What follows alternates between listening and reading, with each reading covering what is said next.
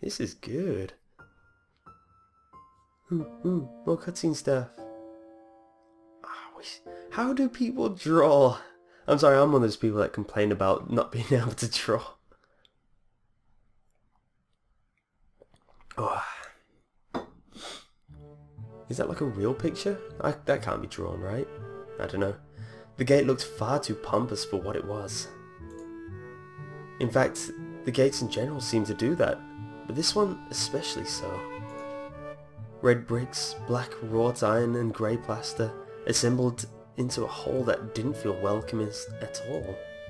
I wondered if it looked like what a gate for a school should look like, but couldn't really decide. Probably no. Of course, I didn't want to get stuck on thinking about the gate for too long, so I entered through it at a brisk pace that felt surprisingly good. Moving forward feels good. Oh, this place looks nice. So I walked towards the main building of Yamako Academy with this brisk pace. I'm alone, as my parents are taking my stuff to the dorms, and there's supposed to be someone waiting for me. The grounds are incredibly lush, filled with green. It doesn't feel like the kind of grounds a school would have, more like a park, with a clean walkway going past trees, and the smell of fresh cut grass and all other park-like things. The words like clean and hygienic pop into my mind. It makes me shudder. I shake them off, staying open-minded now. It's your new life. You have to take it as it comes. I like this place. What's he complaining about? I wish my school was like that and not half burnt down like some student did halfway through school. That's what I tell myself. A few big buildings loom behind the leafy canopies. Too big and too many for just a school. Everything seems off.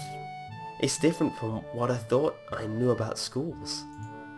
It's an uncanny valley. Even though I was told this is my new school, in the back of my head it doesn't feel like one. I wonder if the feeling is real or caused by my expectations of a school for the disabled. I think it's just narrow-minded. Thinking a school for the disabled is going to be like prison or something. Speaking of that, I don't see anyone else here. It's kind of eerie.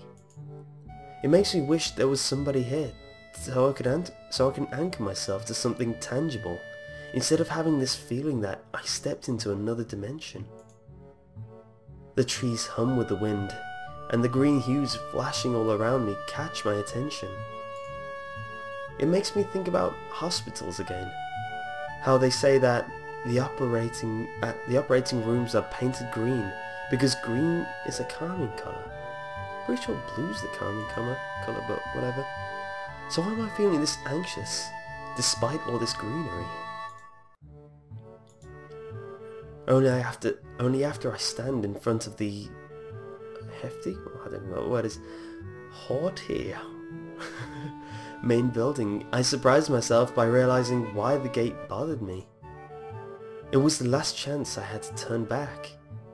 Even if I had no life I could return to. But still, after entering, there was absolutely no way I could go back anymore. Feeling nervous with this realization set in my mind, I opened the front door. Oh, I'm gonna go inside. Oh my gosh, this place is fancy. A tall man with a bad posture notices me as I enter. We're the only people in the lobby, so it's only logical. Oh, look at him.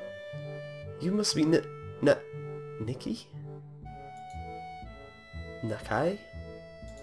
Is that my surname or something? Oh, so you are. Excellent. I'm your homeroom and science teacher. My name is Muto? That's confusing. Welcome. We exchange a handshake that is neither firm or sloppy, and he looks at his watch. The head nurse asks for a brief check-in visit, but there's no time for that now. Oh, should I go later? Yes, afternoon is probably fine. We should get going and introduce you to the rest of the class. They're waiting already. Oh, I get to meet more people. Waiting for me? I don't like being the centre of attention, but I guess it's inevitable in a situation like this. Somehow not knowing what is waiting for me makes me feel really nervous. Thinking of this, I almost miss what the teacher's saying. Do you want to introduce yourself to the class? Hell yeah! Yeah, sure, I mean, isn't that normal? Of course, but not everyone likes to be the center of attention. Oh crap, did I choose wrong? I'm probably one of those people, but I guess I should be the one to give the first impression of myself. Right, but it's no problem. Let's go then. I get to meet new people. My heart is pounding in my chest and it keeps me thinking about my condition as I follow the teacher upstairs. Maybe I shouldn't have chose this nervous person to do a nervous thing. The third door down the third floor is the corridor marked to the classroom. That's confusing. As the classroom for class 3-3. Muto opens the door and enters. Whoa, that's freaky. Good morning everyone, sorry I'm late. I hesitate for a split second at the door, freezing on the spot. Get a grip, this is a big step, I know that. But there isn't any point to worrying so much about it. At least not this soon. They don't look disabled at all, they look cool. Let's see, which one am I going to date? Because this is a date. Are they all girls or are they boys? Is that a boy? That doesn't look like a boy. That one's definitely a girl. That one's a girl. That one's a girl. I don't know what you are. You look like a typical cockney. Okay, paying less attention to them. I follow the teacher into the classroom and look around, partially so I won't have to meet the curious gazes of my new classmates. It's pretty spacious. The ceiling is unusually high and there's lots of space left over, around and in between the desks. An entire wall is taken up by the blackboards, and the high, old-fashioned windows only make it seem larger. The students' desks are standard wooden desks with a shelf underneath for books and wooden chairs with metal frames. Simple and oh my gosh, what did I accidentally do? Oh, you right-click to pause. I'm going to save just in case. I'm going to create a new save.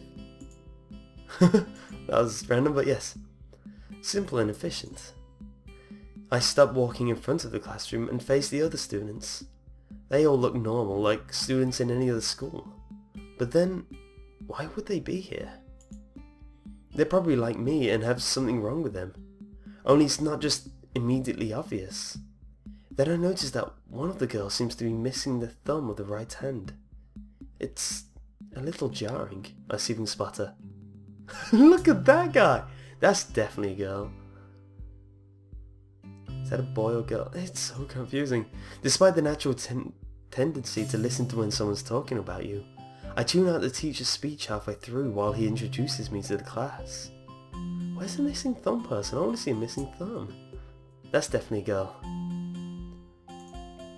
I notice a flash of dark hair and see that someone is looking at me.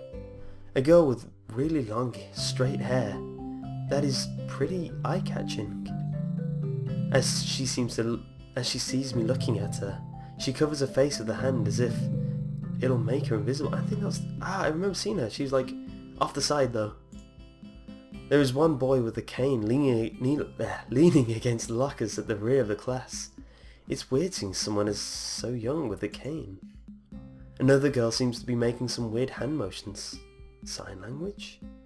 She peers at me over the rims of her glasses, then goes back to whatever she was doing. She's kind of cute.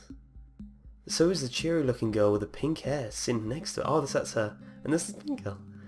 Who has pink hair like that? That's crazy. She's kind of really hard to miss. I don't know how I didn't notice her the moment I walked in. Oh, she is cute. I like those little hair things. That girl looks like the other girl near the front. Please welcome our newest classmate. He claps his hands and so does everyone else, except for the girl in the first row, who had only one hand. I cringe a little, but hide it by bowing in thanks for this applause I did not deserve. There's a girl with... Is that her? Or is it her? Is that her arm? Wait, oh, she's got like metal legs. Oh, that's cool. No, I can't wait to meet all the people. A collective silence tells me that I should open my mouth now. So, I miss Onakai.